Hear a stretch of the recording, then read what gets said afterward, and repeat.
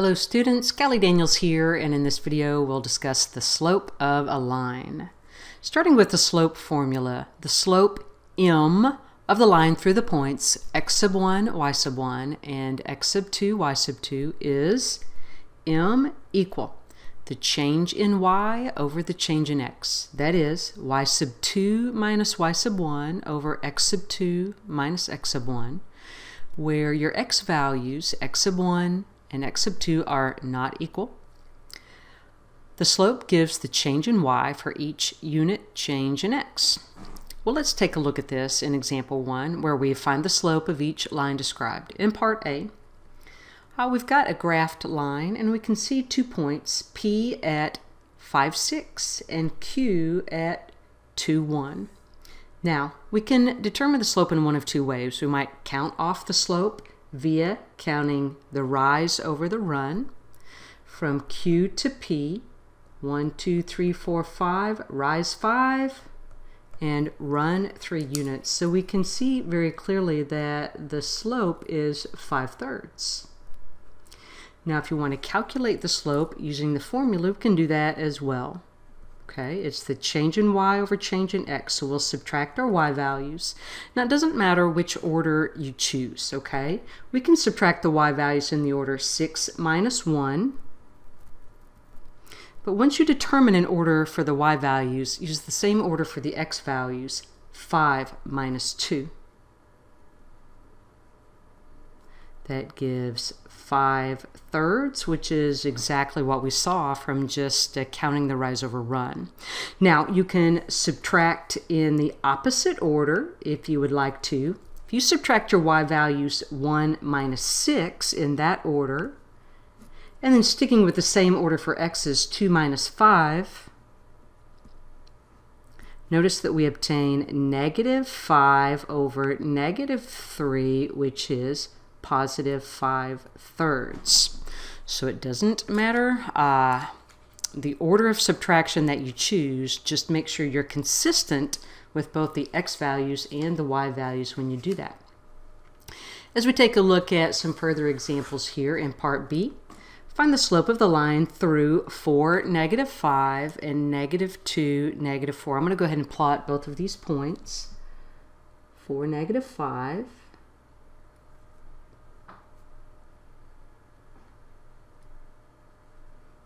And negative 2, negative 4. And then we'll just connect those points.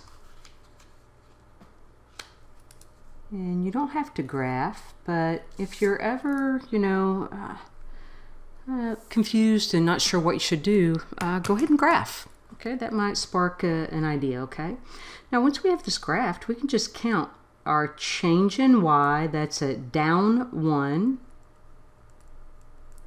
over change in x.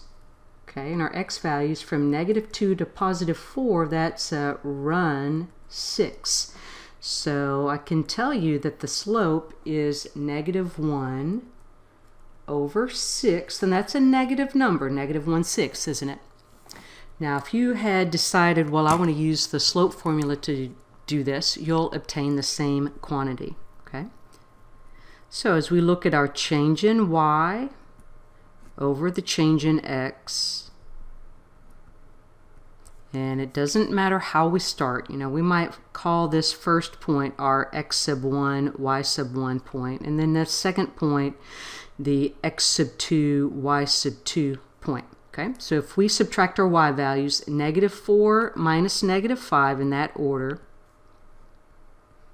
and then subtract using the same order for x's, negative 2 minus 4.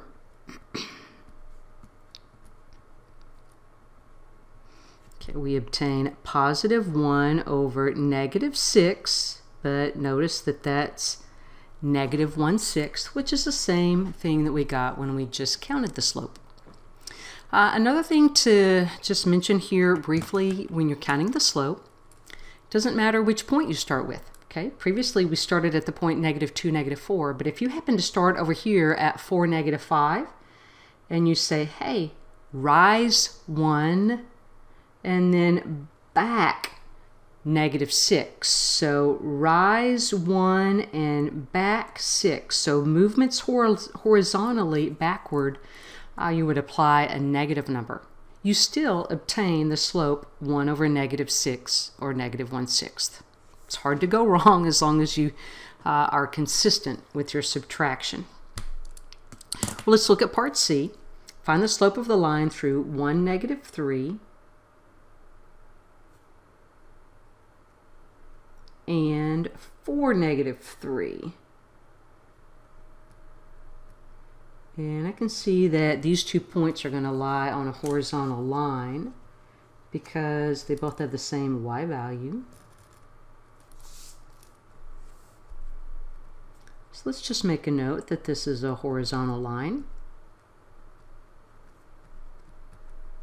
And as we think about that slope calculation, change in y over change in x, I'm just going to subtract -3 minus -3 for a change in y.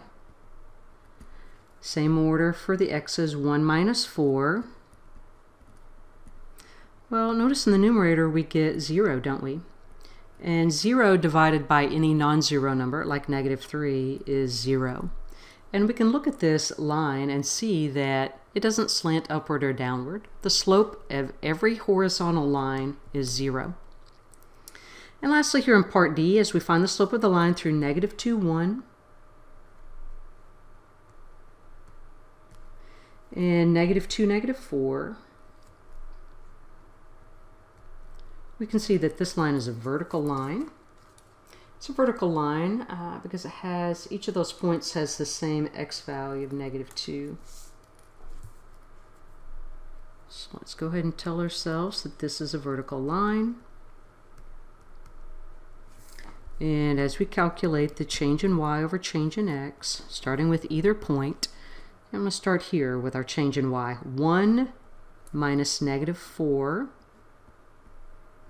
Same order for x's, -2 minus -2. Okay, so we have a 5 divided by 0, and division by 0 is undefined. Okay, that process is not even possible. Okay, so horizontal lines will always have a slope of 0. Vertical lines will always have a slope that is undefined. No good way to express the change in y over no change in x. Well, let's go ahead and turn the page and just summarize what we know about slopes so far. We do read lines from left to right, and as a line slants upward from left to right, it has a positive slope. If a line slants downward from left to right, we say it has a negative slope. Horizontal line, the slope is the number 0, and a vertical line has an undefined slope, and you should know those things. In example 2, we're going to find the slope from the equation of a line, and we're going to get to this by going ahead and graphing the line. So I'm going to find 2 points on this line, starting with x equals 0, because that's going to be easy to determine. Any number times 0 is 0. Sorry about that. Okay, so y is equal to -3. Another good choice for x would be the number 5,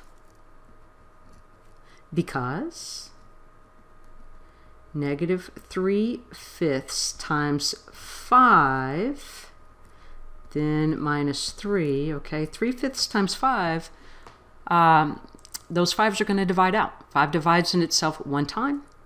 1 times -3 is -3. -3 is -6. 2 points determine a line. Let's plot these at 0, -3.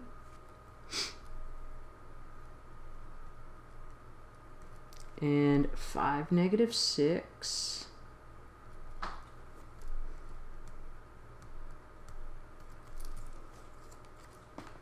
And let's connect the dots. Extend your line. It's helpful to use a straight edge. Okay, I'm just going to count off the slope, okay? As we move from this value, 0, -3, the y-intercept. 1, 2, 3, that's a down 3. And run 5. Okay, and so the slope, this down 3 gets a negative sign attached to it because as we think about movements along the y-axis, down is toward those negative numbers. It's considered a negative movement. Okay, so down 3, run 5, the slope is -3/5. Now let's take a look back at your equation and notice that your coefficient of x is indeed -3/5. So when you take your equation of a line and you solve for y, okay, it is always the case that the coefficient of x is indeed the slope. Okay, for every increase 1 unit for x, the y change is -3/5. And let's try to remember that for future reference. Coefficient of x is your slope. And our last example here, example 3. We're going to use what we know about slopes of parallel and perpendicular lines. Two lines with the same slope are parallel and they never intersect. For example, okay, think about the railroad tracks. Here we might say that the slope of the first line is 2. The slope of the line parallel to it would also be 2, and they would never intersect. Okay? Two lines with the same slope are parallel and vice versa. Parallel lines have the same slope. Now, two lines that are perpendicular, okay, and perpendicular means that those lines would meet at a right angle. That's a 90-degree angle. Okay. Those slopes have a product of -1, meaning that they are negative reciprocals. For example, if the first line had a slope of 2, its negative reciprocal, the slope of the line perpendicular to it, would be -1/2. To find a reciprocal, we just flip that number upside down. And notice that 2 times -1/2 would give a product of -1. A few other examples of slopes of perpendicular lines. If the slope of the first line is 3, the slope of the line perpendicular to it would be -1/3. 3 times -1/3 is -1. If the slope of the first line was -5/7, the slope of the second line perpendicular to it would be +7/5. Okay, flip it, change the sign. Now, the only time that things get a little bit dicey here are when we're dealing with horizontal and perpendicular line, or horizontal and vertical lines. For example, if we're dealing with the horizontal line and it has a slope of 0, then the slope of the line perpendicular to it, okay, here's your horizontal line, perpendicular to it would be a vertical line. If you try to take 0 and find the reciprocal 1 divided by 0, that's undefined, isn't it? So horizontal and vertical lines don't really follow the same rules as everything else. We've got to just know what happens with them. Okay. Horizontal line is perpendicular to a vertical line, and the products being -1 doesn't work with those. Okay, again, they're a special case. Well, in example 3, we're going to determine whether each pair of lines is parallel, perpendicular, or neither. So we're going to take each pair of lines, we're going to solve for y, look at the coefficients of x, and then make our decision. Starting with this first line, 3x minus y equal 4. Let's subtract 3x from each side. And then divide everything by -1. This gives y equal 3x minus 4, and we know that the slope of this first line is 3. As we look at our second equation of a line and also solve it for y, subtract x from each side, divide each side by 3, every term on each side by 3. Okay, so our coefficient of x is negative 1/3. It's negative 1/3 x plus 3. And the slope of this second line is negative 1/3. We can see that these two numbers are negative reciprocals. That is, their product would be negative 1. Therefore, these are perpendicular lines.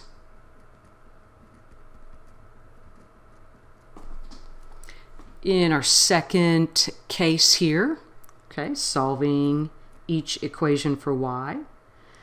Starting with the first equation, 2x minus 3y equal 1. Subtract 2x.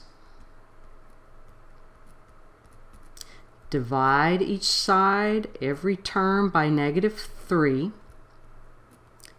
That's y equal 2/3 x minus 1/3, and the slope of this line is 2/3. On to our second equation.